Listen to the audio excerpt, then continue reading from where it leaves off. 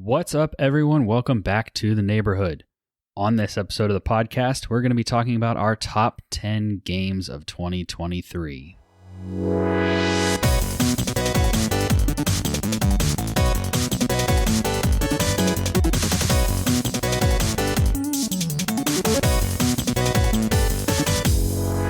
Welcome to the podcast where two longtime friends and sometimes a guest talk about their favorite games from the perspective of an average player.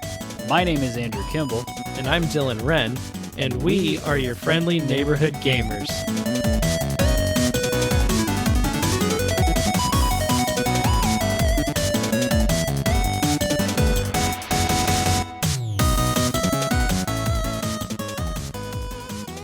Normally, we only do our Game Awards episode as a more casual way of discussing the topic of Game of the Year. This year, however, there were so many games that we are doing both. This episode will be a traditional top 10 list of our favorite games we played this year, and then we'll do our Effin' Game Awards episode after that, so keep an eye out for it. Dylan, before we dive into our lists though, I thought it might be kind of fun to look at our year in review from the various platforms that the three major gaming console platforms. I saw today that Steam emailed me and was like, here's your Steam year in review. And I was like, what is that? 2 hours of Marvel Snap? Yeah. I appreciate it, but also there's nothing there. Yeah. So this is, figure we can go in reverse order: Nintendo, PlayStation, Xbox. Yeah. Because Worst Xbox, Xbox probably has the most interesting information. You say worst to best, but I feel like, at least for me, Nintendo would be more interesting to talk about than PlayStation, but we'll see. So, what did your Nintendo look like for 2023? I guess, do we need to explain what these are? Every year, the various gaming companies do. I mean, who started this? Spotify? Spotify, I think, is kind of they made it the really big popular. One. Yeah, Spotify popularized it, where it's kind of just hey, here's a bunch of random stats that exemplify your year in music or games, or I'm sure some of those movie rating websites that Caleb, a friend of the show, Caleb, is on, they probably give him hey, here's this. But as somebody who likes just random data and creates spreadsheets to stay organized with things, I'm every time we get the hey, here's the data behind what you've been listening to or what you've been playing, it's oh, that's cool, that's interesting. I like seeing all the random bits of info that it'll give you. I think lots of people do, because now everybody's kind of picked up on this, and it's a fun way to kind of look back at the year. So yes. That being said, so they all go in a little bit of a different way. Right. I think the easiest thing would just be to run through the things, and then if we have stuff to say, say it. And if not, do we want to go through the kind of the segments? Slides. Yeah, the slides back and forth. Yeah, I think that would make the most sense, just so that it's not bouncing back and forth. So the first, we're gonna go through Nintendo. I had to remember my Nintendo password because I don't know it. It's the same one you use to sign into the store. Yeah, but I don't sign into my Switch very often. Even though it is a great console, I just forget about it.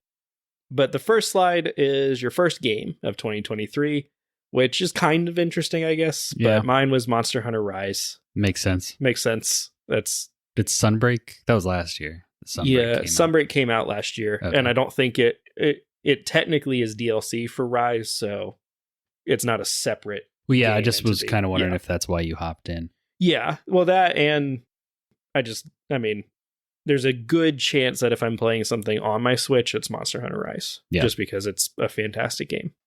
What about you? My first game for 2023 was Paw Patrol Mighty Pups Save Adventure Bay. Oh, man. Your secret favorite game. Yeah, so my Nintendo stats are a little bit skewed because I recently, actually probably a couple months ago, made my daughter her own profile on her Switch. But up until that point, I would just tell her to play games on my profile. Yeah. And so a lot of my hours on Switch are actually her hours. Yeah. So yeah, that was my first game, according to this. Yep. And then the next slide tells me that I played 18 games total for a total of 78 hours over the course of the year, which, is respectable. Yeah, I guess. It's not bad. So, what about yours? I played 30 total games for 193 total hours. Yeah. Yeah. Some of those being your daughter, but yeah, I'm looking at the slides go by, and there's Mario Golf, Mario Party, and then I'm seeing the Harry Potter Lego collection, Yoshi's Crafted World. And those are your wife? Those are my wife. And then I'm seeing Peppa Pig and Paw Patrol, and I'm like, those are my daughter, which is weird because Harry Potter and Yoshi, she has her own Switch and profile now, so I'm not sure. Maybe early this year she was on yours. Yeah, or maybe we did some multiplayer stuff in Yoshi. I don't really remember, but yeah. The next is the most played games. It gives you the top 3. So for me, my number 1 most played game was The Legend of Zelda Breath of the Wild. I played that for 41 hours, which was not... I don't think I restarted the game. Maybe I did. Maybe I restarted fresh when I played through it all this year. But yeah, I did actually. And when you do that, I think it resets the clock. Yeah, so 41 hours. Because there's no saved games in Zelda. It's you have to delete it. Yeah. And restart it. Yeah, and I'm pretty sure I did that because I was out in the world and I just had no idea what I was doing. And I definitely did the Zora stuff again, which I know that I was the one thing I did manage to do in the game previous times. And then I played Monster Hunter Rise for 12 hours and Pokemon Legends Arceus for 8 hours. That shows you how much you played all the other games, Yeah.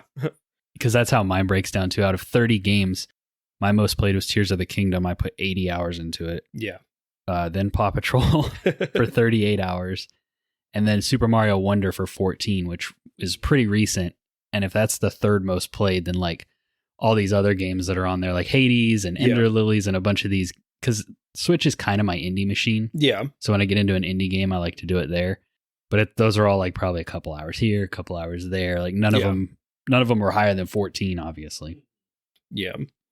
So, and it's one of those too for me where it's a lot of times I'm playing on Xbox and I'll go lay in bed and intend to play something and then just be I'm tired. Right. Or I'll be out just kind of watching baseball or something and kind of playing Switch while that's going on and then not really do a whole lot with it. So a lot of games just kind of hop in for an hour maybe and then move on to something else. The next is gaming trends. My categories, it was mostly action, 51%, adventure, 34%, some role playing, which I don't know where. It's got to be Zelda. Well, I'm trying to is it classifying Hunter. Zelda as more than one of those? It probably is. Okay. Yeah, it's probably an action role playing or something. And then puzzle at 3% and shooting at 1%. And I assume shooting is either Fortnite or Risk of Rain or something. Mine's pretty similar for the first few. I got action 55, adventure 30, then simulation 5. Huh. Is that Zelda? I guess. Maybe. I have Civilization on my Switch, but I don't remember playing it last year. Yeah. Character driven 4%, role playing 3%, party 3%. Interesting. Yeah, you'd think party would be a little higher. I feel like my Switch gets busted out for Mario Party more than anything else. Right. The next is the month that you played the most in. Mine was March. Of the 70 hours that I played on the Switch, 24 of them were March, and then 22 of them were May. I think that was when I was playing Zelda. I think that was basically what that was. It was because Tears of the Kingdom, I have 50 hours in May, which was my top month, and then 41 in June. I think the Tears of the Kingdom hype was what got you to go back to Breath of the Wild, so that lines up. Yeah, and then... because I was I know I finished it somewhere right around May, and then we did an episode on it in May or June. We did an episode, and Joe and I kept referencing Tears of the Kingdom because we were actively playing it. Yep. And then it asks me what my favorite game was in 2023, and I'm just going to skip that because it was probably still just Monster Hunter Rise. Yeah. But that was Nintendo stats for me. What about you? Do you feel like you would? It asks the same thing, and then it gives you some cards to share. My favorite would be Tears of the Kingdom. Yeah. So Nintendo, respectable Wrapped. It's not the most extensive of look into the stats, but it wasn't bad. Speaking of bad raps, let's go to PlayStation's. You give it a bad rap. It gives itself a bad rap. My PlayStation is going to be pretty boring because I played 4 games on PlayStation. So that's my first stat. Is my first game was Destiny 2. I think I downloaded it on PlayStation. And then launched into it once because I was making a video about the different things that you got with the different expansions for Destiny 2. And so to check and see what I had access to, I loaded into Destiny on PlayStation where I didn't own any of the stuff besides the base game. Gotcha. So it was research based. Yeah. I played 25 games, and my first one was Biomutant. Interesting. Yeah, I had forgotten you played Biomutant this year. Yeah, I remember playing that early in the year, and I liked it. I mean, I think it got uninstalled just because of hard drive space, but it's one that I definitely wouldn't mind going back to. Mm-hmm. Yeah, because was that free? Did they give that away for free, or did you pick that up on sale? I feel like it was free. Yeah, I feel like it was or part of maybe their PlayStation collection Plus thing. Yeah. Interesting. Next slide in PlayStation's is my big hitters, my top 4 games. Which doesn't even fill out the page because mine shows 5. So, PlayStation, Spider-Man, Marvel Spider-Man Remastered is what it is telling me. I don't think I have the remastered version, but yeah, because you're on PlayStation 4, so you shouldn't be able to. Yeah, but Marvel Spider-Man, I spent 24 hours in. It was 82% of my playtime on PlayStation this year. Number 2 was Days Gone. Spent a couple hours in that after we talked about it, and do intend to go back to it, but it's also like there's so much other stuff I'm playing right now. Right. 6%. Destiny 2. I hopped into again for like research purposes, and then Bloodborne I hopped into for like a couple hours to scratch an itch. I've had that itch. Yep. My big hitters were Final Fantasy 16. Played that for 52 hours. That was 23% of my time. Number 2 was Marvel Spider-Man 2 for 30 hours, 13%.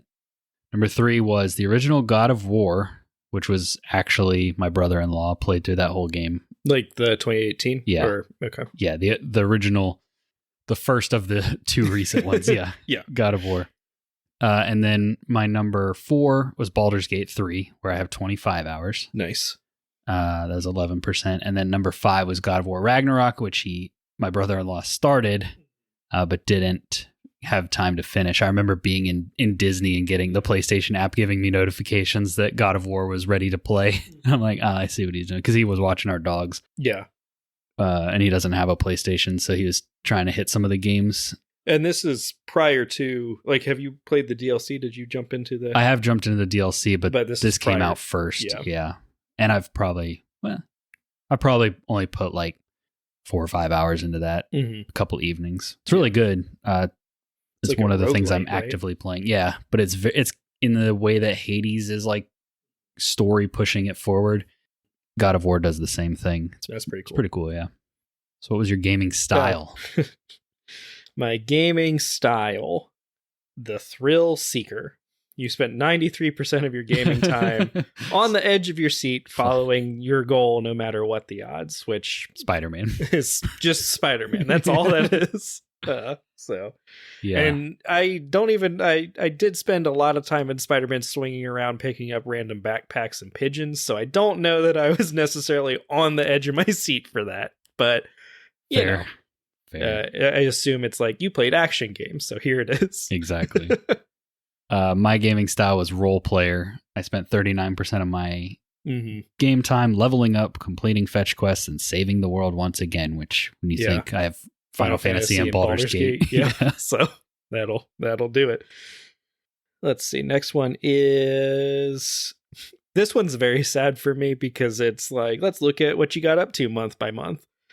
January, February, March, April, nothing. Didn't turn on the PlayStation, basically. May, I played Spider-Man for like a little bit. And then June, July, August was when Diablo came out, and so I didn't play Spider-Man. And then I finished Spider-Man because I owed an episode for it. Yeah. That date was approaching. I finished Spider-Man in September and October. And then I played a little bit of Days Gone in November, and that is nothing for December. So that is my year of PlayStation is mostly not. Yeah, I looked at this once before, but I don't really remember. Let's see. January was, it says game of the month. Does it just show you your one game, or does it? I think so. Okay, so January was Biomutant, 8 hours. February and March was nothing. That was Breath of the Wild, huh? Or not Breath of the Wild, Tears of the Kingdom, right? No, Tears of the Kingdom was a little later. I was just probably playing something on Xbox. Yeah. April, I played 2 hours of Ghost of Tsushima Director's Cut. That was my game of the month. Yeah, I was going to say that is a game on my list to play. Yeah, I remember waiting for some of these heavy hitters to come out earlier in the year. I'm just kind of like hopping from thing to thing, and nothing was really like hooking me. May, I didn't play anything. And then June was 11 hours of Final Fantasy. And then July was 39 hours of Final Fantasy. Because it came out towards the end of May, I think, right? Yeah. And then August was 14 hours of Spider-Man Miles Morales, which was also my brother-in-law. Nice. Yeah. Trying to remember what I was doing then. Can't remember. Then September, it was God of War for 14 hours. October was Spider-Man 2 for 30 hours. November, Baldur's Gate for 7 hours. December was God of War Ragnarok for 3 hours. Nice. That was diving back into the the new DLC. Next one is just ads for like, hey, you might also enjoy these games. Yeah, and they're on our subscription service. Yeah, I was going to say, most of the ones on that list are ones that are in my library waiting for me to play them. Most of mine are JRPGs because of Final Fantasy 16. Yeah. Yeah, that's fair. 29 of my hours. I played 29 total hours on PlayStation. Guess what? 100% of them were on a PlayStation 4. Yeah, I had 223 hours. Obviously, some of that was shared.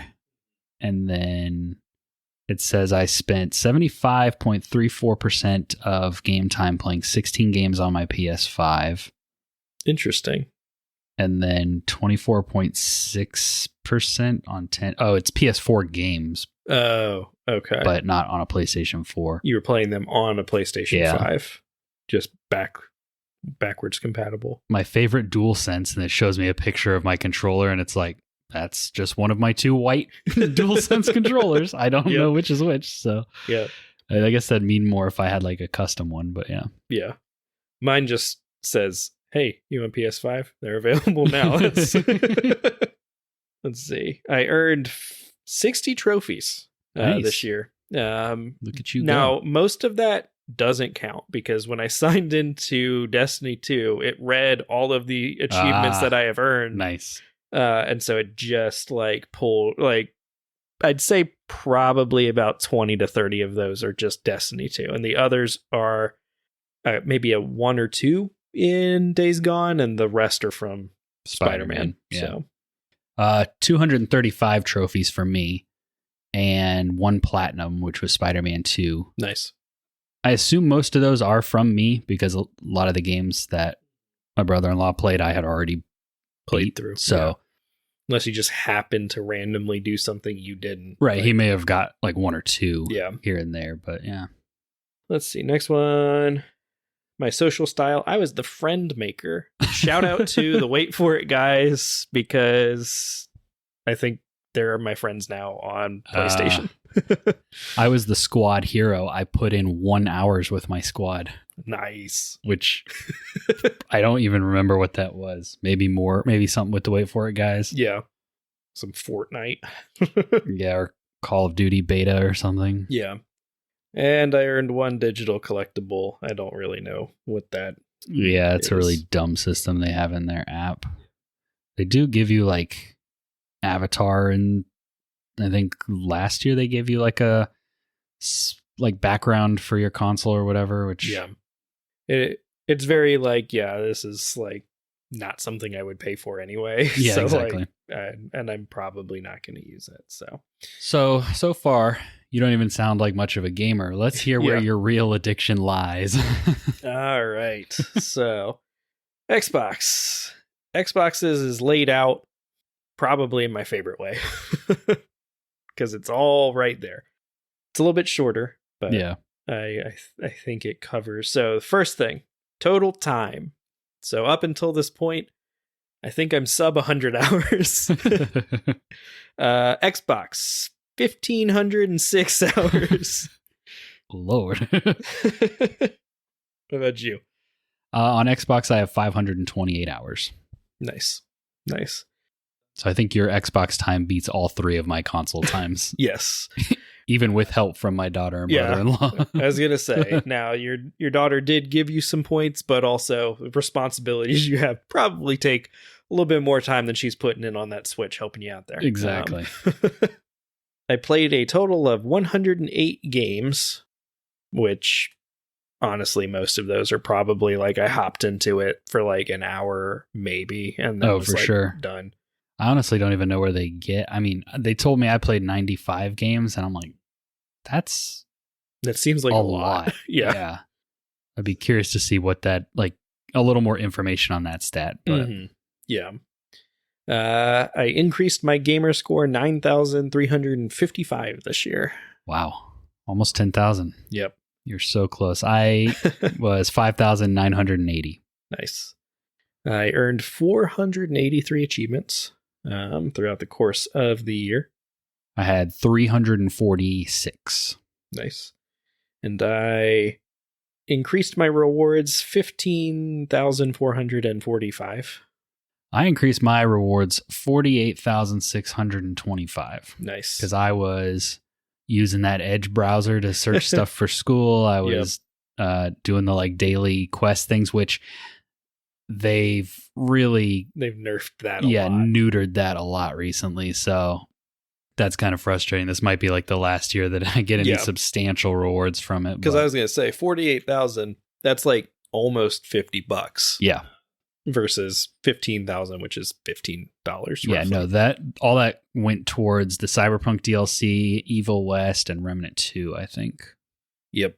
Yeah, I think all of mine went into Baldur's Gate 3. Like nice. I had some gift cards and credit already in there, and then I was like, that $15 gets me over that edge. Nice. My top genres: action adventure, 38%, shooter, 31%. Role-playing, 29%, and sports at 2%. What was your top month? My top month was March.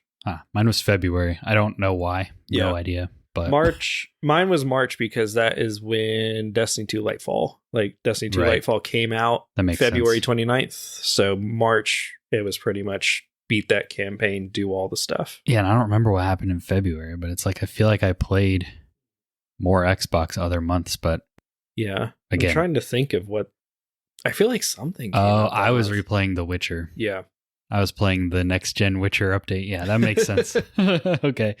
Yeah, my genres were action-adventure, 46%, role-playing, 42%, shooter, 7%, puzzle and trivia, 2%, and other, 3%. What a cop-out. Other. Yep. I was surprised sports was... I played enough of MLB The Show to get 2%.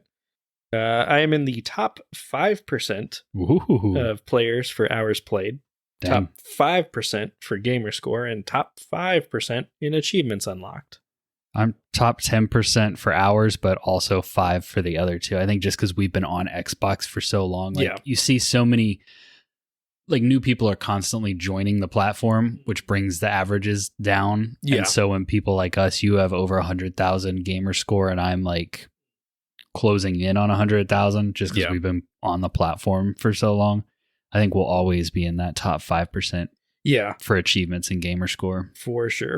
Especially as like Xbox keeps trying to like broaden its market by, you know, like now you can have an Xbox account on like a Samsung TV. You don't even have to have like an Xbox. So Yeah. the more that they push towards that, because already any game that you play that's on Game Pass, like half the achievements are going to be like that little shiny like special unlock sound where it's like, Right. this is a rare achievement, and it's like, get to act 2. And it's like, that's not that rare. Right. Yeah. They may have to tweak the Yeah. like the percentages to earn that. Yeah. Well, because I think a lot of it is like people sign into the game and then play it for an hour and never come back, you know? Yeah, exactly. My number one most played game was Destiny 2. These games for both of us is going to be like, Yeah. wow, Yeah. nobody saw that coming. Apparently in the top 10% of this game's most active players on Xbox, which, cool. I don't know if the 370 hours is total or this year. It says time played so far. Yeah, because that one I'm not 100. Well, it's probably this year because Elden Ring is further down on my list and says 70, and I know that that's not true. Yeah, So, that makes sense. Dang, that's like, that's a fifth of your time, your total time. You had like 1,500 hours. So, yeah. Wow. So 20% of my time was spent in Destiny 2, which makes Tracks. sense. Yeah.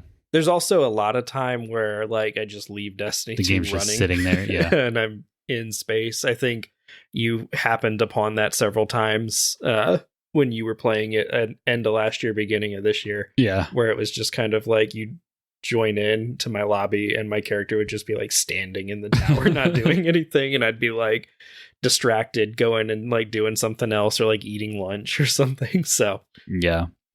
My most played game was The Witcher 3 Wild Hunt Complete Edition. I'm also in the top 10% of that game's most active players. And this is 107 hours on top of the other versions that I've played. So also like a fifth of your It is a gaming fifth of my time. was spent playing The Witcher 3. You just played it through it once, right? Yeah, all the DLC? I got into Blood and Wine when something kind of pulled me away. Yeah. So I didn't beat Blood and Wine, but I beat the base game and Hearts of Stone.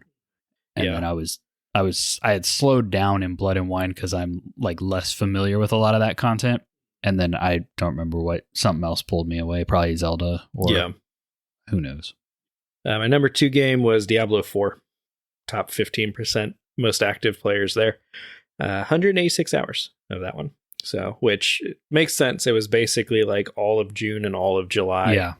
I think were that game. Mine was Lies of P, was my number 2. I'm in the top 15% of the most active players, and I played it for 39 hours. Nice. And then my number 3 game was going back to Elden Ring. So top 20% of active players in that game at 70 hours. So my number 3 was Wolong Fallen Dynasty. wow. Yeah. Really? I put 39 hours in that as well, and I am in the top 10% of that game's most active players. I think because I essentially played through that game by myself. Yeah. And then I came back and like did most of it Yeah. co-op with you again. So it's probably like double the time of your average player. Yeah. And that was Xbox's stats. I think I liked their like percentages and stuff. I thought that was an interesting touch. Yeah, no, I think theirs was distributed very cleanly. It looks very good. Yeah. Nice. So that is our 2023 look back across the console platforms. I shared all mine in our Discord if you're interested in seeing them for yourself. But yeah, are you ready to dive into our Game of the Year list? Yes. Let's. I feel like we've maybe spoiled at least some games that'll likely show up on Yeah, lists, for sure. But you probably knew that already if you've been listening all year. So, all right. Well, let's go ahead and move into our main topic for this episode.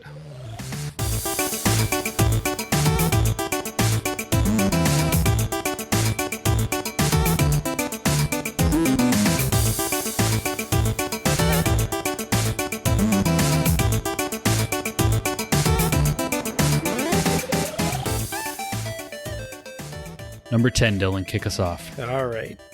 So I'm going to. I don't know. This one, my number 10 is a weird one.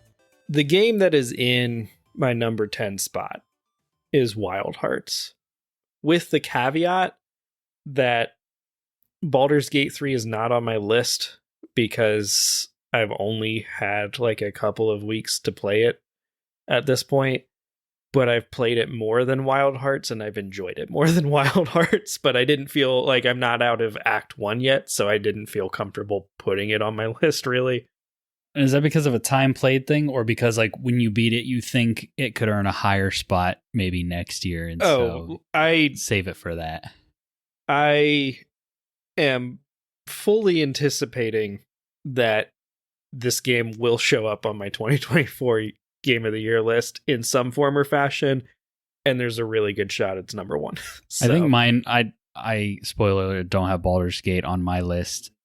Mostly, yeah, because I haven't. I feel like if and when I finish it, it could earn a different placement than where it would be right now. Yeah, like I'm still actively playing, right? And I'm also just kind of wrestling with like, how do I actually feel about this game? Like, I like it. Do I love it? I feel like there maybe the longer I play could sway me one way or the other. So yeah, I just didn't quite, it's an honorable mention for me, but I think next year, yeah, it'll get more of its due. Yeah, exactly. Cause like, yeah, right. Same for me, where it's just kind of like, I know that this game's going to show up on a list. I don't know exactly where it'll end up. As of right now, I think it'll be high, but I kept going back and forth between putting it in the number 10 spot just because I was like, I've enjoyed it more than Wild Hearts. Now, I will get to Wild Hearts. Like I do like Wild Hearts. I really like the like aesthetic of the sort of like Japanese like monster, like the Japanese art style, the Japanese like the very heavily Japanese influence in that game. I thought was really cool. And it's always good to see more Monster Hunter style games, in my opinion. And they did a lot of cool stuff with it, like the not kimono, that's what the monsters are, but I forget what they called the building. Yeah, I don't remember what they called it either. But you kind of can build your own like bases and stuff just around where you can like rest and stuff, which is really cool. And I got to like the second tier of stuff in that game, which was fun.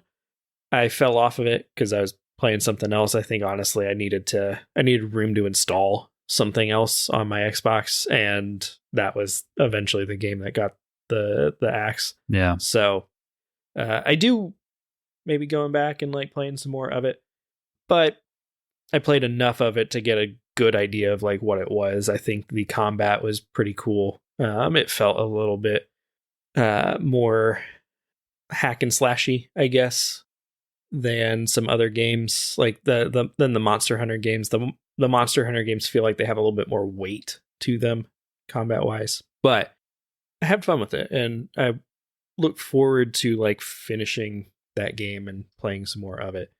But it did enough that I was like, yeah, this feel like when I was making my list, it felt like it did enough that it deserved a spot on the list. So number 10 for me. My number 10 is the only game that did not come out this year. That is Evil West. Okay. Which came out late last year, I think. Kind of a surprise hit for me. Yeah.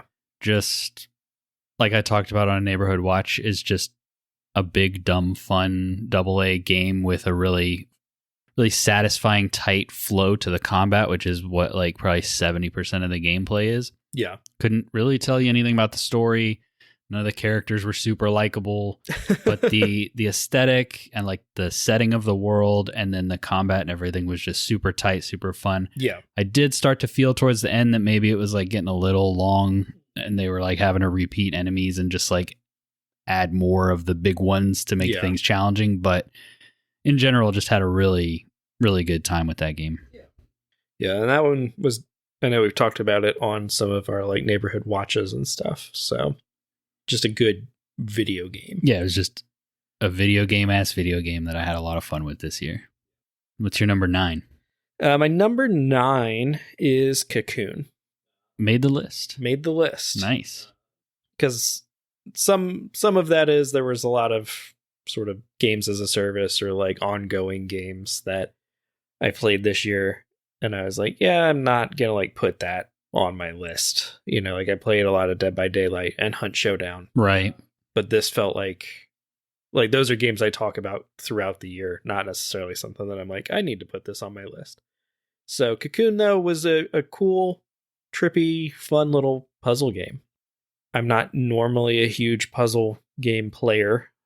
And so I'd heard good things about Cocoon and carved out, there's some night that I didn't have a whole lot going on. And so I sat down, played Cocoon all the way through because it's not a long game. No. And had a lot of fun. It hits the sweet spot for me where none of the puzzles ever made me stop for enough and look up like what I needed to do, but they were challenging enough that there were times that I'd hit and just kind of be like, all right, what do I need to do? What am I kind of looking around, using all of the stuff that it had taught me to do so far and trying to combine all those things to figure out like, what am I doing? And so, but like I said, it never hit that point where it was frustrating, which I think is the perfect spot that a puzzle game wants to sit at. Yeah. And so I think it's worth checking out, especially if you have Game Pass. It is a good game. It's a fun little puzzler. So yeah. And if you want to learn a little bit more about it and see it in action, check out our YouTube channel. Dylan did a really excellent video about Cocoon. Yeah, I was going to say, it's not much longer than that because there's a lot you can't say or talk about without spoiling the game. But my number 9 was my third most played game on Xbox, apparently, or my number 3 game, which is Wo Long. Nice. I was wondering if that was going to make a list. Yeah, I wrestled with this one because it's the joke of like, oh, I can't believe Wo Long came out this year. Yeah. You know? And, we kind of came down. I came down a little higher on it than you did, but we both kind of came down as like, it's kind of a dumb, fun, like beginner Souls-like. It's a really approachable Souls-like with a lot of kind of unnecessary mechanics and stuff. An unintelligible story. Yeah. But the combat was fun. I think me enjoying the like Sekiro parry style probably is one of the reasons that I enjoyed it a little bit more than you did. But especially after seeing my Wrapped and seeing that it made the list, seeing how much time I put in it and like thinking back to it. Because I was wrestling with like maybe Remnant 2 could make the list. It was kind of like the Evil West, Wo Long, Remnant 2 group. And I ended up just having to give it to Wo Long because it's just my type of game. Yeah. I've played a lot of Neo 1 and a little bit of Neo 2. And Wo Long just stripped away enough of the like BS in those games that I was able to like just really vibe with it and flow with it. I love the faster combat.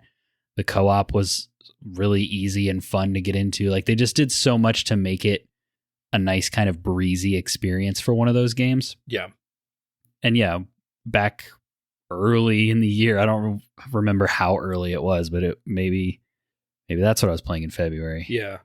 I had a really good time playing it. So it made the list, barely eked itself on there. Yeah.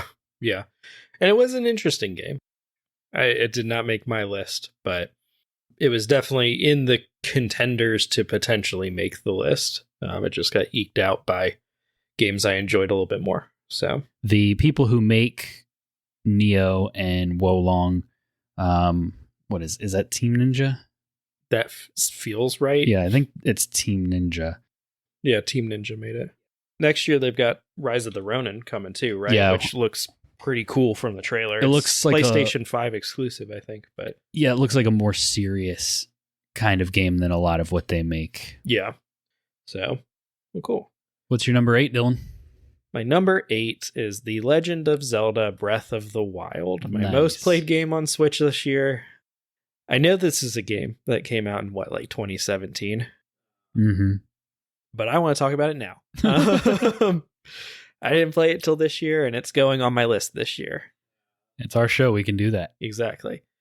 I don't know if I know the year it came out, it was kind of universally game of the year across the industry for a lot of it, which is fine. Like, I'm not angry at that, or like, it definitely deserved it. I'm just playing it 6 years later. Right. Where games have evolved. I played it in a post Elden Ring world where, to me, Elden Ring was kind of my Breath of the Wild. I had played some Breath of the Wild back in like 2019, but it was just not really like I just didn't get into it. And so this year I finally gave it a try. I kind of bought into some of the Tears of the Kingdom hype and was like, I'm not going to like go out and purchase that game because everything about it is telling me it's pretty much very similar to Breath of the Wild. And so if I can't force myself to like play through Breath of the Wild, then why am I going to go spend $60 on a new version of the same game? I know it does different stuff, but I think it was 72. Yeah. So, but I played through Breath of the Wild. It was fun. I enjoyed it. It still is not like, I thought it was a good game, but I don't have a ton of desire to like do more in it. Right. I have zero desire to try to collect all the Korok seeds. Oh, yeah, no. There was just a lot of, I liked it, but as a game for me on my own personal thing, like I can appreciate the technological achievement that it's running on a Switch, you know? Yeah. And it does a lot of really cool stuff, but just for me personally, it was like, yeah, this is a good game. It's going to show up on my list, but it's number 8. So my number 8 is Super Mario Wonder. Okay. A game that came out later in the year, but for me, I just like Mario games, 2D Mario games and 3D Mario games. I've always kind of been a fan. I like just the approachability and how simple they are, but then if you actually want to like go through and collect everything or whatever, find the secrets, then there's a added layer of challenge. What made this one unique and fun, aside from the fact that like the game itself is kind of a new evolution of the 2D Mario, like the core gameplay is still 2D Mario platforming, but what they did with the items you can bring into levels, like the abilities, and then the Wonder Seeds and all that kind of stuff, and then the changes they made to like local multiplayer where you no longer bounce on each other's heads and stuff like that. Yeah. All of that making it kind of a fresh experience, the new animations and just the game and the characters just have like so much life and character to them. But obviously I played through a good chunk of this game. There was one night that like me, my wife, and then Aubrey and Joe, we like all tried 4-player co-op. It was chaos, but it was fun. We're just kind of hanging out. But then the rest of the time, if I wasn't playing by myself, I was playing with my oldest daughter, and there's no way that she could play and beat this game by herself. It's still too hard for her. But the two of us together, I'm able to kind of pull her through the levels. Yeah. She's able to be a part of that. She got to, we got to fight Bowser together at the end, and that's something she's always talking about. In fact, the other day, she's like, can we play our Mario game and fight Bowser again? Because it's a really cool, like, almost like rhythm game, how they do the fight and stuff. So, and of course, the presentation. But also, she recently, this year, was the Mario movie came out, and we went and saw it together in theaters, which was like one of her first theater experiences. So, yeah.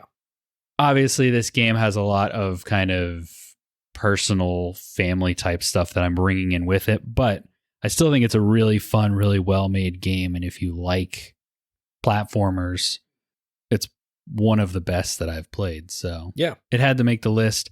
It's not a game on its own that I'm like going to look back in 5 years and be like, man, what a game. Yeah, it's not like a Mario Odyssey, which is... Yeah. But it is a gaming experience that I'll look back on in 5 years and be like, man, what an experience. Yeah. Makes sense. All right. My number 7. Marvel's Spider-Man. Nice. Back to back, a Nintendo exclusive and a Sony exclusive. It's a good game. I don't have a lot of... As we learned on our previous episode, where we were asked about our favorite superheroes, and I was like, what's the superhero besides Batman and like Spider-Man? I don't have a ton of like Spider-Man nostalgia or like superhero nostalgia in general. Yeah, the game kind of taught you how much you didn't know about the character. Exactly. Like there was so much where I was just like, I don't know who this is. It was really fun. Like there's 100% probably the most fun traversal system in a video game that I've played in a very long time. Like swing. I know that the Spider-Man 2 on the GameCube was not this game, but in my childhood mind, that is what this game is, right. You know? And so just like getting a chance to swing through the streets of New York in such a smooth, fluid, like they have a fast travel game system in the game, but I don't think I ever used it outside of the one time that it forced me to use it because I just wanted to swing around New York City. So fantastic. The story was cool. It sped up a whole lot towards the end, which I know is one of the main like critical complaints of it, even back in the day when it came out. Yeah. But it was cool. I liked it. I had a lot of fun with it. It is. I enjoyed that it was a shorter experience, even if I wanted to try to like platinum it. Like there's a few things I haven't done to get the platinum, but it feels like it respects your time, which there are a lot of games that don't. So yeah. So I appreciated it. I thought it was a good game. Had a lot of fun with it. There were just some other games that I enjoyed more personally this year. So yeah, and if you want to hear us go in depth on it, we did a episode this year about Spider-Man with the guys at the Wait For It podcast. So check that out. Yes. We also talked about Marvel Spider-Man, didn't we? Didn't we do a whole episode on the first game? That's what I'm talking about. We did that with Phil and Eric? Yeah. Was I there? Yeah. Yeah. I thought you did the second one with them. I didn't realize. I forgot that we did the first one with them. We did the first one with them. Remember, I sent him the message and was like, hey, you guys want to talk about Spider-Man? And he was like, Spider-Man 2? That's right. And I was like, there no, for the first one. And then it's been a very whirlwind of the last few months. Yeah. Yeah. So go check that out. My number 7 is Armored Core 6. Okay. So this is a game that I wasn't sure how I was going to feel about it, because obviously I love From Software. I love all the Souls games. Yeah. But I had never played Armored Core. I didn't really have any attachment to it. In fact, when it was announced, I was bummed out that we weren't getting Elden Ring stuff or a new like Souls-like, it was like, oh, okay, Armored Core is coming back. Yep. But then seeing the gameplay and hearing, creators that I respect talk about it and stuff, I was like, okay, I'm kind of interested. But I didn't play it at launch. I waited till kind of later in the year where there was a lull, and I was actually looking for something that I could play while the kids were awake that wasn't like Cyberpunk or something. Yeah. And this was just like robots fighting each other kind of at a distance. So I was like, that's probably pretty appropriate. And so I downloaded it and gave it a shot. And initially I was kind of like, this is all right. But then once I got into the core loop of the game that it wants you to do, which is like go on a mission, perform on that mission as best you can to earn max reward, come back, use that max reward to tweak and craft your mech. And once I kind of developed a build of the mech, once I let go of my sword, and I equipped 2 submachine guns and realized that if I strafed and just relentlessly blasted my opponent with these submachine guns, their stagger meter would fill up really fast, and then when they were staggered, I could hit them with the launchers to do massive damage. That was kind of my initial build before I started experimenting outside of that later in the game. Yeah. Once that all came together and clicked, and then I was just trying to optimize it, and I was like, oh, if I could get those legs, this might work a little bit better. Let me go into the missions and whatever. Yeah. Once all that came together, I had a really good time, and the story of the game and the presentation is as bare bones as possible, but by the end I was still invested and still kind of cared what happened to some of these characters, and still was upset that I was having to fight this one guy that I thought we were homies earlier on. They were able to convey all that, even though it's literally all just audio logs and people talking to you, and you never see a real human person in that game at all. But just the core gameplay was super fun, very very satisfying loop, but then the combat itself is just so like stylish and fun, and it's not a Souls-like in the, you know, dodge for iframes and all that kind of stuff, but the combat is still, there's still a level of challenge to it that when you talking around this so that I don't win a prediction. When you achieve victory, it still feels really satisfying. Yeah. But the methods for achieving that victory are usually a lot different than they would be in a Souls game. But yeah, it's really fun. It's one that I'm curious to hear your thoughts when you finally get around to it, and I could see us doing a full episode on at some point. Yeah, because it definitely seems like a very cool type of game, and it's one that I intend to play eventually, but like you said, kind of when I get to it. Yep. My number 6 game is Destiny 2 Lightfall. This is the only sort of like ongoing games as a service I did put on the list because I feel like Destiny 2 has been on all of your Game of the Year lists since we started doing probably this. Has. But it comes out with like a new expansion a new story expansion every year. So that's how I justify it in my head of, you know, it's also, again, the game that I put the most time into this year. And a lot of that is just because I really enjoy Destiny 2. Like the world is super cool to me. The gameplay feels very solid. I mean, it's a Bungie, you know, the makers of Halo. So I grew up playing Halos 1, 2, and 3. And so this is very much the evolution of those games to me. I also enjoy the like PvE nature of it.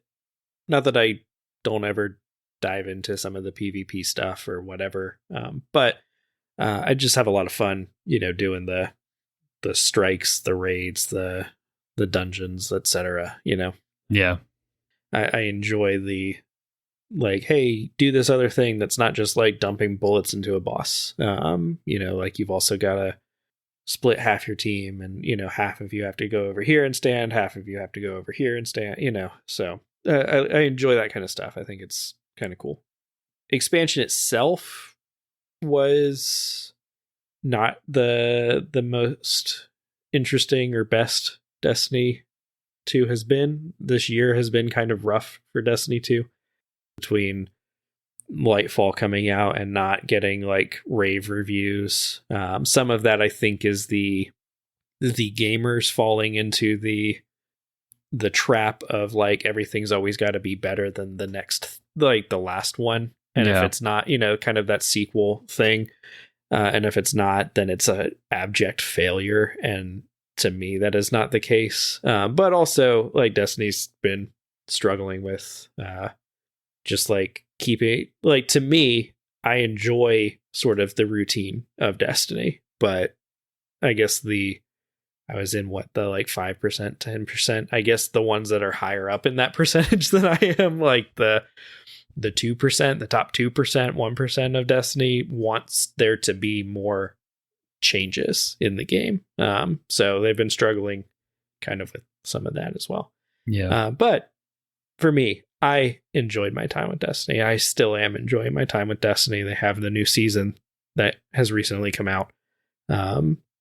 And they did have to delay the next expansion next year, but to me, it's like, oh, it's, you know, gives me more time to do this season while I'm also playing Baldur's Gate 3 and these other games that I want to get to. I don't, I personally wouldn't be upset if they had more time in between things so that it didn't sort of force you to feel like, didn't try to prey on some of that FOMO, you know? Right.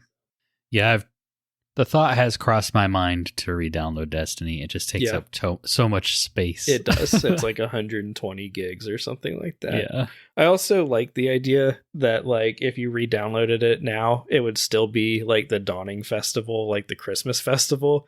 And so you've only ever played Destiny 2 when it's been the Christmas festival stuff going on. And so I just like the idea of like, at some point you download it in like June and it's just like not going on. You're like, what is this? Where is all the cookies that I'm supposed to be baking? Yeah. That's Destiny, right?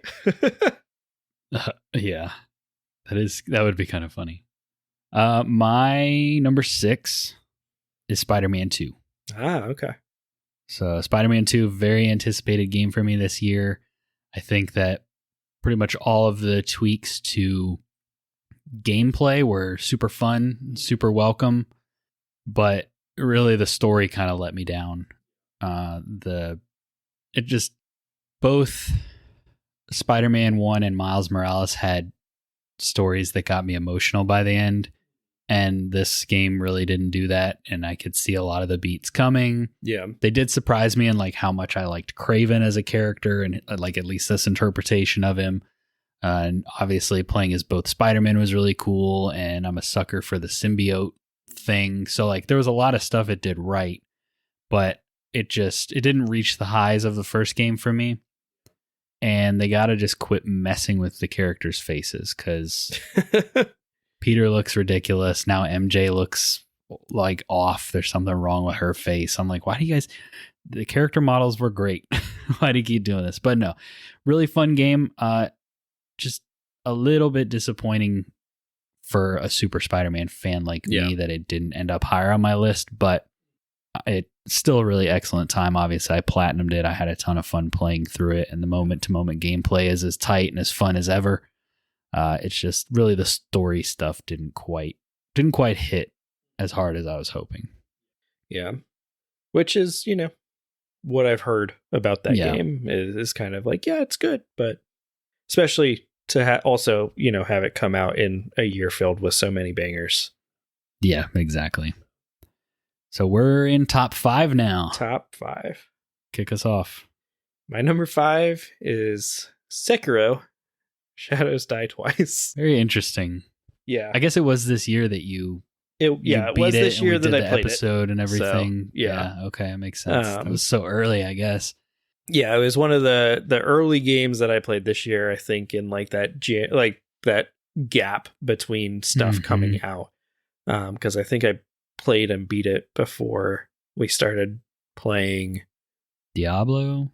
Well, it was definitely before Diablo. I think it was before Wo Long, though. Oh, really? Okay. I think Wo Long was like March. I don't know. Yeah, like February, March. That first part of the year is just a blur at this point. But yeah. Yeah. So I think I've talked about it before, but I bought Sekiro during the like Game of the Year, Game Awards like sale, the year that it won Game of the Year from the Game Awards. 2019.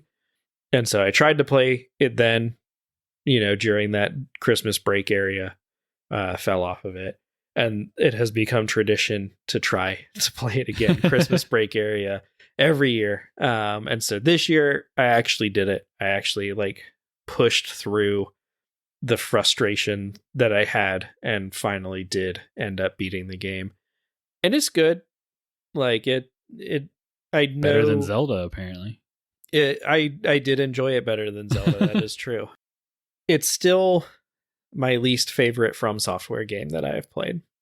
And I would still rank it below Demon Souls, which I have not played by From Software, but know that I will enjoy more than it. And it's not aesthetically, I think it is one of the cooler From Software games. Story-wise, I do think it's one of the cooler From Software games. I just really didn't care for the main part that triggered my frustration. And I promise I did like this game. It's on my list. It's number 5. My main point of frustration was just getting to a point in the boss fight where it's like, okay, I know what I need to do. I've seen all of the moves. I know how to counter them. It's just so finicky, and the timing is so precise for some of the things that you have to do.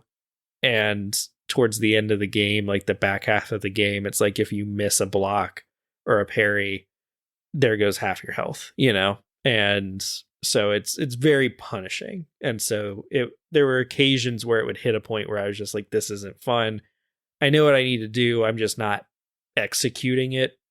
And it's similar to how I talked about Cocoon, where it was it sits in that perfect spot between, as a puzzle game, where it's challenging, but it's not so challenging that I'm just like, oh, I got to go look this up. I think Sekiro crosses that line for me, where I like From Software games. To me, they're challenging, but they always feel very fair. They always feel like accomplishable. And then Sekiro comes, and there are just a few times where it grinds it to a halt. But overall, I did enjoy the game. My favorite boss was the Demon of Hatred, which to me didn't feel like Sekiro, felt like a Bloodborne boss that was in Sekiro. So I enjoyed that one the most. And there have been a few times where I've thought about going back and playing it, but I haven't because Andrew was online and I wouldn't give him the satisfaction. So yeah, we had a really interesting conversation about Sekiro on the show this year. If you're interested, go back and listen to that for sure. But it is a really good game, and I do think it's worth checking out. It's just it's the one to me that I'm like, I wish FromSoft would come off of their just like, this is the game, you have to play it our way, and add some options in, especially to a game that's as old as Sekiro, where it's 4 years old. Like, you can go ahead and let people enjoy it now. But it's worth checking out. I just make no promises of how far you'll get into it. So yeah, it's tough. Any other From Software game, I'm like, there are ways that you can experience this. They're not clearly spelled out. Sekiro, though, is very much like, nope, you have to play it our way. There's no other option. Sorry. Yep. There are very few cheeses or like ways to make that game any easier on yourself. So, but you liked it. I did. But you loved it. I did. It's one that could have easily been higher up on my list, except for that little glaring error, or that little sticking point for me. My number 5 is, I think, our first crossover. Jedi Survivor. Okay. Yes. Should I say where it is on my list? No, you can shout out where you placed it, but if you want to share your thoughts, we'll talk about it now. Yeah. So, Jedi Survivor, hampered by some technical issues and held well, just in general, especially on PC. Like on console, I had a few. I forgot about the PC players. I had a few freezes and some glitching and some texture stuff. Like for me, it was definitely playable. Yeah. It was just a noticeable amount of kind of jank. Held back a little bit by that. Held back a little bit by its story, and a similar story to my Spider-Man 2 thing, where it just didn't reach the highs of the first game. Yeah, and it tried to in kind of cheap ways, in my opinion. There's a particular mid-boss fight that I think should not have happened. Yeah, but mid as in midway through the game, or mid as in midway through the game. Yeah, no, and then the ultimate kind of antagonist was kind of it was easy to see coming, and then a big letdown. So that stuff, those are the negatives. On the flip side, again, gameplay wise, a step up from Jedi Fallen Order in basically every way. Much more kind of Tomb Raider-ish stuff with exploring the world. It was a lot more open. I felt like the planets had good variety. I really liked some of the character stuff that they did in this game. Some of the set piece moments were ridiculous, like some of the stuff that Marin could do in that game. So on that side, a fantastic game that I had a really good time with. It just kind of, the story ended on a pretty weak note, and it had a few kind of okay, I see what you're trying to do here. You're trying to recapture some of the magic of the first game, but it's not earned. But yeah, other than that, had a fantastic time with this game, so that's why it's the first of my top 5, but couldn't quite crack it any higher for me. Yeah, and I really loved Survivor. Like Andrew said, I didn't like it quite as much as Fallen Order. I thought Fallen Order's story was definitely stronger. I did like that Marin was in way more of this game, and I liked the dynamic she and Cal had. And I liked getting to go back and sort of check in on all of the characters from the first game. I thought that was really cool. Yeah. But yeah, the twist, it was one of those where it's okay, I kind of felt like were going to betray me the entire game. And there was like maybe a brief moment where I was like, maybe it's not happening. And then it happens and you're like, oh, okay. And then there was cool stuff. There was a lot of cool stuff in it. But I think the stances was probably one of my favorite. Like, I was going to say, I think a lot of the stuff I liked most in it was the updates to the gameplay. Right. I thought that was where the game really shone. But the story stuff was a little bit weaker. But overall, though, I walked away from it excited to see that, like, it's clearly set up so that they can make another game. And so I'm excited to see them do that. I think that would be really cool. And I'm honestly a little surprised that Cameron Monaghan has not shown up in one of the many Star Wars shows on Disney Plus. Like, I keep expecting that to be like a crossover at some point. Yeah. Even if he's just like a little like a cameo or something where it's like, that's Cal. Yeah. No, I really liked the gameplay as far as like they had their own kind of shrines similar to Zelda, like little puzzle rooms. Yeah. You were doing a lot more environmental exploring. I liked the bar, the kind of hub world you had, like everything gameplay wise, and a lot of the character stuff I thought was really great, which is why it's on my list. But just couldn't quite nail the story, or some of the moments they were really hoping to be impactful. Yes. What is your number 4? My number 4 is our second crossover, Lies of P. Okay. And it was not a mistake that I put Lies of P above Sekiro. Yeah. I would rather play Lies of P than Sekiro. But I did not, like, I was kind of semi keeping up with like the news and the like rumors and, you know, the buzz surrounding this game going into it.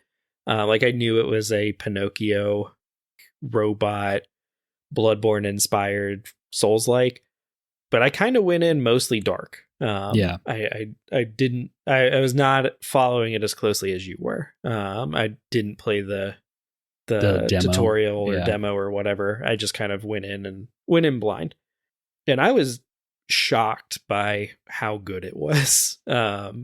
I like for this to be this studio's like first or second game, and for it to be in a genre that traditionally, like, the non From Software versions of like a Souls-like game tend to be pretty rough around the edges. Not that Lies of P didn't have some rough patches, but it was so polished and the design of it was so good, and they did some innovative new things with like the way the weapon systems worked and the way that you had kind of like this upgrade tree that you were going through and all of that kind of cool stuff.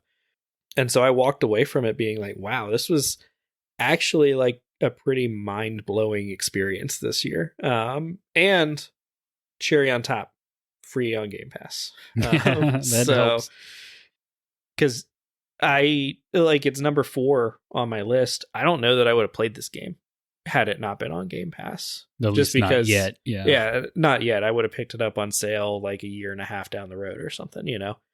I had a very good time with it, and after I beat it, I was like, I kind of want to do some New Game Plus stuff. So I went into that, got to play around with the cool weapons, because in traditional Souls-like fashion, they give you like some pretty cool stuff right at the end there, and you don't get to use it unless you do a New Game Plus. So, and I enjoyed that they kind of tweaked or gave you a reason to do the New Game Plus. Like, there are your upgrade tree gets additional like upgrades when you do a New Game Plus or like New Game Plus Plus, so that there's actually like a reason to go back in and play it, which is pretty cool.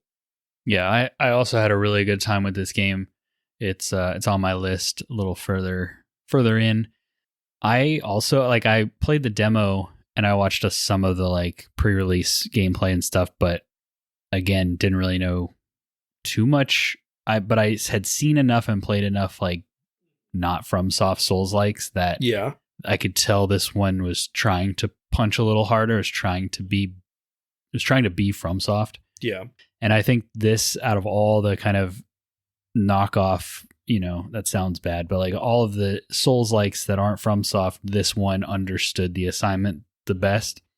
Again, some things that I'd like to see tweaked or addressed or balanced or figured out for a sequel or a future game or whatever. But overall, had a really good time with Liza P. Yeah. Yeah, for sure. I was 100% going into this game expecting to like install it, play it for like expecting it to be similar to Wolong experience for me, where I got maybe 50 to 75% of the way through that game and I was just done. I finished. I understood what the game was and I was done with it. Yeah. Versus this game where I kept wanting to see more of it. And the final boss was frustrating, or second to final boss, penultimate boss, as the Bracket Bros would say. But I went in expecting to get halfway through the game and fall off of it, uninstall it, and go play something else. But this was like a game that I kept playing when it came out August, September. Yeah. Like end of August, beginning of September. Something like that. Right before your sister got married. Oh, well then yes. Yeah, so that was September. Yep. Okay, cool. Well, next is my number 4. And for my number 4, I put Cyberpunk 2077 Phantom Liberty. Nice. So you put Lightfall. Yeah. I put Phantom Liberty, both of us putting ongoing games on our list. I know that that's the Game Awards definition, but is it an ongoing game? Sure. Yeah. I guess. So with Cyberpunk, it made my list the year that it came out. Like I've always liked this game. This isn't like a redemption story for me, but Phantom Liberty was fantastic. I had a really good time with it. CD Projekt just so good at making you make choices that you don't want to make and telling stories where there's no like right answer. And then along with that, just the 2.0 update and now the 2.1 update that I haven't actually played because I beat this before that came out. And then like the new ending to the main game and all that stuff just coming together. I played, I don't know, maybe like 15 hours, 20 hours. It's hard to tell when you like pick up an end game save, but and I had a fantastic time with it. It was like the perfect little dive back in slice of Cyberpunk, and the new content, the new story stuff with Phantom Liberty is excellent. And then just returning to the game had a really great time. So it had to make my list. Yeah, for sure. For sure. And that's, it's not on my list, but had I played it, probably would be. Yeah. Would have bumped a couple of these other things off. Just because even loading in to the game just to like try out some of the 2.0, 2.1 update stuff, I was reminded of how much I liked this game, and I've already kind of found myself itching to just start it afresh and play through it again. Yeah. And so I am not shocked. Like CD Projekt Red is very good at storytelling and characters. So like even if the game itself is not always like the game that is wrapped in is not always the most polished thing until a few years later. Yeah. Like that stuff I think can't be understated. Yeah. And I recently made a video on our YouTube channel. We made a video where kind of breaking down the story of Cyberpunk and then talking a little bit about like where it is today and should you play it and my experience with it. So if that sounds interesting to you, go check that out. Even if it doesn't sound interesting to you, go check it out. Yeah, just go click on it anyways. Top 3. Kick us off. Where are you at? All right. There might be a tad of recency bias, but I don't think so. Because swear to God, if you say Alan Wake 2. No, I'm just kidding. Remnant 2. Okay. Remnant 2 is my number 3 game of this year. And even though it was one of the more recent games that I have played, I think it is one of my favorite games of this year. Like, I think it is top 3. You played it a lot recently. Like, if anything, I might have put it lower than it should be just because I was like, I remember enjoying these other 2 games a lot more. But, like, the one that I've been back to most recently is Remnant 2 as well. Yeah, it is a game that's designed to bring you back. Like if you like that hook and that loop. Yeah. So we've talked about Remnant 2 in depths on an episode. So if you want to hear our extended thoughts about it, go check out that episode, because I'm not going to like dive too much into it. But it scratches that itch that Destiny scratches for me, where there's some exploration. It's solid shooting against the environment, like against monsters and stuff in the world. But a lot of it is also some puzzle solving type stuff, or some things that are not just dump bullets into this boss. There are like other objectives that you're trying to accomplish. Some of the coolest boss fights of the year, I think, for me, were in this game. And just some of the boss encounters, some of the things, I guess you would call them. Right. Because it's not just like, okay, here's like dump a bunch of bullets into this thing, use your powers on cooldown sort of thing. It is like there is lightning slowly descending from the ceiling. You have to run down this maze of stairs and do things along the way and not die while shooting things, but also you're trying to like solve some light puzzle stuff. Yeah.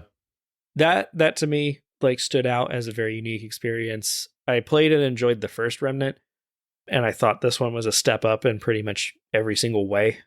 So I enjoyed that. If anything, my only complaint is that there wasn't more of it so that I could keep playing it. So it's a good complaint. If that's not a selling point, I don't know what is. So yeah, no, it was a really fun game. I don't think I had as much fun with it as you did, but it's your type of game.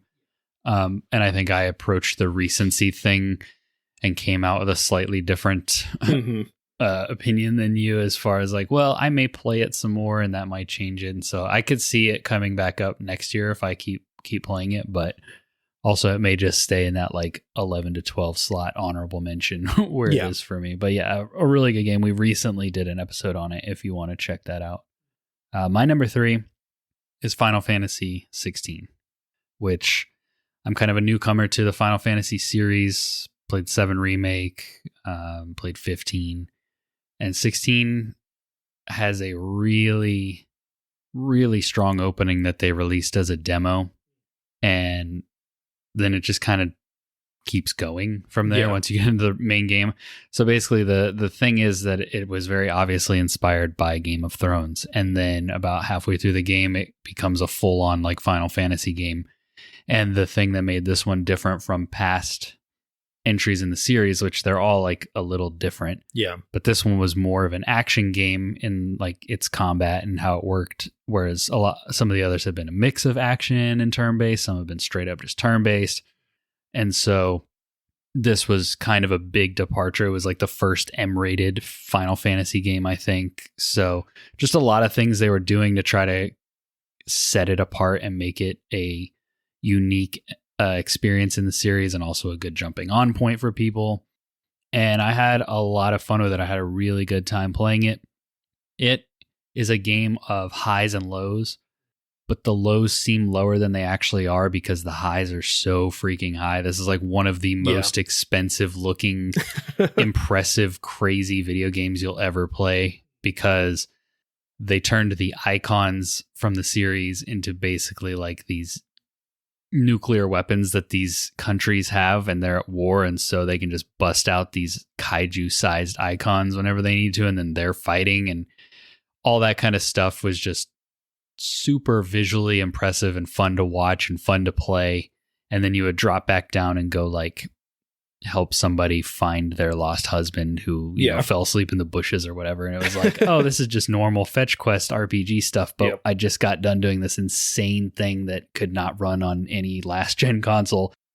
And then for me, the story, when it made the turn to Final Fantasy stuff, I liked it a little bit less, but overall I thought it was really strong, really good. I loved pretty much all of the characters and their interactions. And the music was fantastic. Like, just overall a really excellent game. And it's one of those games that I would recommend to anybody because it's one of those things where a lot of people are like, I don't know if I like the Final Fantasy thing, because a lot of them kind of have that silly side to them. And then a lot of them are like more traditional kind of JRPG style games, whereas this one I feel like is approachable for a much wider group of gamers. Yeah. And so it's one that I would recommend anybody to check out and at least see if you like it. Obviously, money is an issue, but if you have the means. But yeah, Final Fantasy 16, fantastic game. One of my favorites of the year, number 3. Nice. Yeah, it's one that I still hold out small hope will eventually come to Xbox, but realistically I'll end up having to pick it up when I get a PlayStation 5 when the PS6 is out. when I buy your PlayStation 5 off of you when you go upgrade, right. Or something. So yeah, but yeah, it looks so cool. Yeah, I think you'll really vibe with it because it's like a mix Game of Thrones fantasy. mixed with Godzilla. Sure, yeah, yes, exactly. that's right up my alley. It's like dark fantasy and kaiju fights. So yeah. So my number 2, we've talked about already. It's Star Wars Jedi Survivor. Nice. So it earned the number 2 spot mostly because of my just love of Star Wars, I would say. Like realistically as a game, it's probably not as good as some of the other games on my list that are lower than it. But for me personally, because I am such a big Star Wars fan, it gets the Star Wars bump. It gets the Star Wars bump. Kind of like IGN, will bump any Nintendo game up about 5 places higher than it should be. So 5 places? They don't even operate on a 5-point scale. Know. What are you talking about? They only review games from like 6 to 10. Yeah, I was gonna say. Unless it's the day before or whatever. They got like a 1. Yeah. When the internet collectively decides that it's okay to beat up on this game, IGN will be like, okay, we'll give it a 1. We'll do it too. Yeah. Okay. So yeah, your number 2. My number 2 we've also already talked about. Okay. Interesting how that worked out. Yeah. Mine was Lies of P. Okay. Which, fantastic game. I do think the final boss is probably like the most frustrating boss I've played in a Souls game. Maybe Melania still beats it, but no. And are you saying like I'm talking about the nameless puppet. Okay. It's okay. See, I didn't have any trouble with that one. Crazy how you managed to get through that so easily. Because I spent like 3 days trying to fight the one that I think you got through in like an afternoon or an evening or something. Yeah, the internet, I think, agrees that the nameless puppet is a little overtuned. Also, the cheese where you could like perfect parry with your shield has been patched out. That was a glitch. That was not supposed to do that. I know. And I was not able to take advantage of that before it got patched. So, but aside from that, and the like looking at the whole experience and the whole aesthetic and the story they're telling and how they're setting things up for a sequel and all those kind of things. Yeah. Very excited. Really enjoyed the experience. I still have it installed. It's one that, it's one of those games I could see creating that itch similar to like an Elden Ring or a Bloodborne or some of those where I'm like, you know what, I could go for an afternoon of Lies of P. So yeah, this is it. Yeah, this is the games of the year, according to us. The games of the year. So my game of the year is Diablo 4. I am a big Diablo fan. I have put so much time into Diablo 3. Yeah. I have purchased Diablo 3 at least 4 times. Once on PC, once on 360, once on Xbox One, and then also on Switch. It's just such a good game. I really just enjoy the going from zero to hero and all of the cool stuff. I enjoy it's almost like a comfort game where you're just kind of going in, having fun, not having to pay as much attention. If you're playing a first person shooter or something like that, you're probably having to pay attention to what you're doing versus this, where a lot of it is just kind of like run in, spam all your cool powers that are like exploding all over the screen, and move on, collect your loot. And so I don't know, had a lot of fun with it. I also it's one that I played with a bunch of people. Like there were some nights where I played with you. Mm-hmm. I played through a lot of it with my sister and my little brother. And so just like doing, Diablo stuff with family and friends is always, a good time as well. I haven't gone back as much for some of the seasons, but that's just kind of how I am with Diablo, where it's kind of like jump in for like in between when I'm looking for something else to play. It's the game that I go back to and jump in for like a week or two, accomplish what I want to, and then dip out, I'm looking forward to seeing the game continue to evolve, because I think it came out in a very, like, I enjoyed a lot of the things that they have done to kind of iterate on Diablo 3. I've enjoyed the open worldness of it. I think it is, I like the way that they do their gear system. Part of me kind of misses the old gear system because it was a little bit simpler, but I do enjoy the way that they do the skills, the way that they do the gear. Aesthetically, it looks very cool. Yeah. Very dark fantasy. I thought the story was great.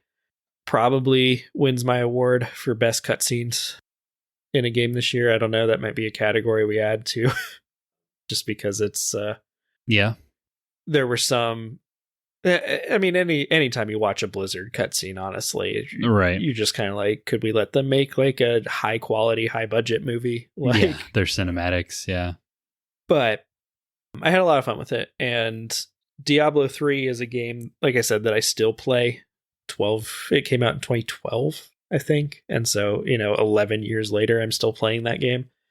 And they've made, it's evolved constantly throughout that time, and so I'm looking forward to seeing Diablo 4 continue to evolve as well. Yeah. Just because I'm sure that it will. I'm sure Blizzard has a plan to keep it going, Yeah. Yeah.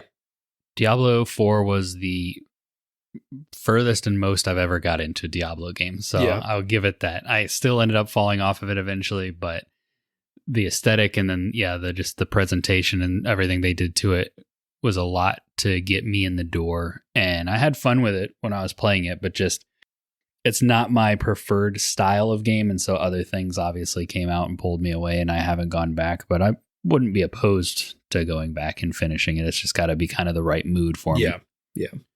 Nice. Well, my number one game is Legend of Zelda Tears of the Kingdom.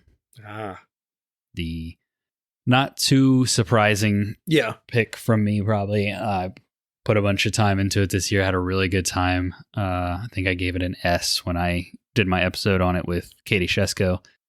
And I loved Breath of the Wild. I've been a Zelda fan since I was a kid, so I have all the like built-in nostalgia.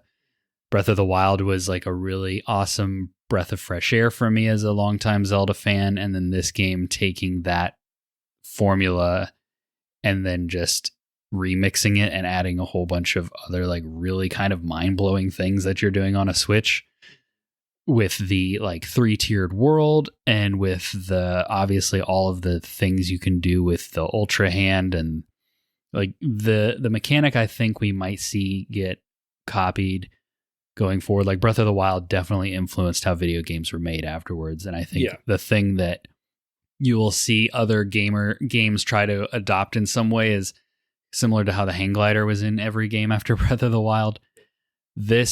The ability, I'm trying to remember what it's called, but basically when you're underground or under a rock or in a cave or whatever, and you can just jump and go through the ceiling and pop out above wherever you were. Yeah, that's pretty cool. It seems so simple, like just when they were showing off the different tool sets and like, oh wow, you can build anything with this like fuse ability. That's crazy. And like it completely changes how the weapon system works and all that. Yeah.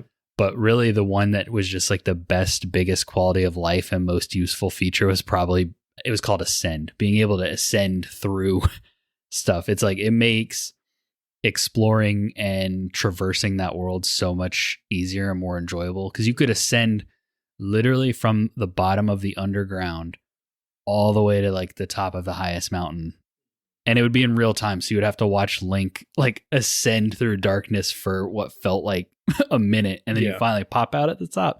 It's like, man, it's crazy. Which is also just like mind-blowing of a like technical achievement on a Switch. Yeah. You know, like that's the thing with that game that always gets me is I look at that and I'm like, how does it like there's games on like the PlayStation 5 and the Xbox and like the high-end PC that people claim is better than both of those that can't do this. And here this little rinky-dink Switch is running it. Like it's nuts, yeah.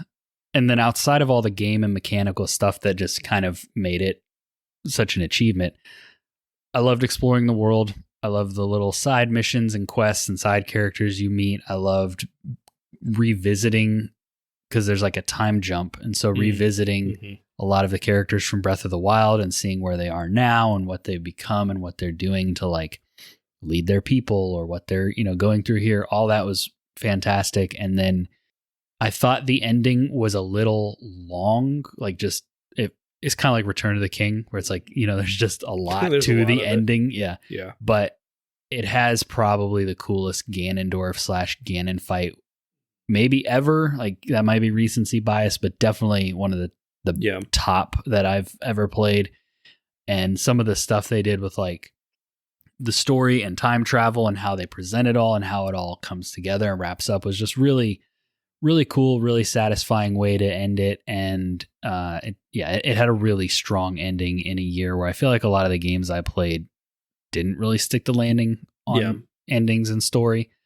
And yeah, just overall, just an incredible package. Had a great time with it. It's a fantastic game. Yeah, that's my number one. Nice.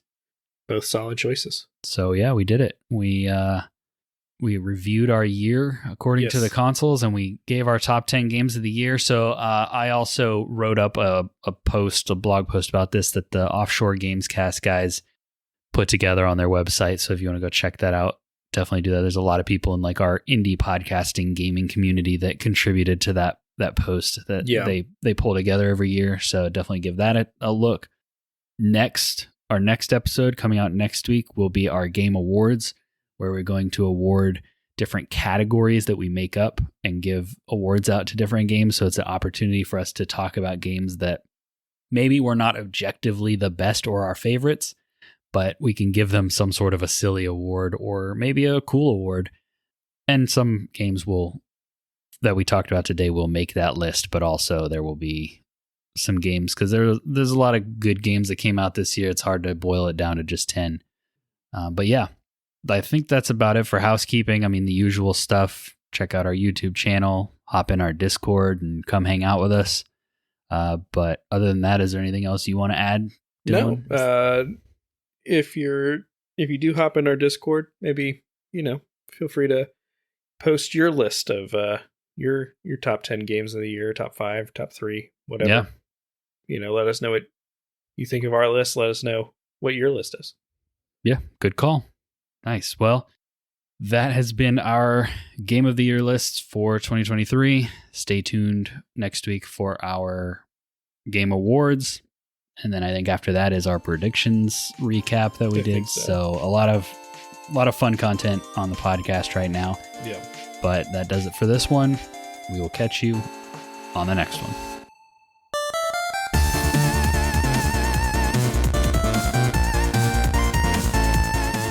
We hope you enjoyed listening to this episode of the Friendly Neighborhood Gamers podcast. If so, we would greatly appreciate your help in growing the show and the community by giving us a 5-star rating and review on Apple Podcasts, Spotify, and any other podcasting app that allows it. We also have some great videos on our YouTube channel, including reviews, rankings, and other topics. We would really appreciate you checking it out. And if you want to keep up with everything going on in the neighborhood, follow us on Instagram and Twitter, and feel free to jump in our Discord server. We hope to see you there. Links for everything are in the podcast description. Thanks again for listening, and remember, stay friendly, gamers.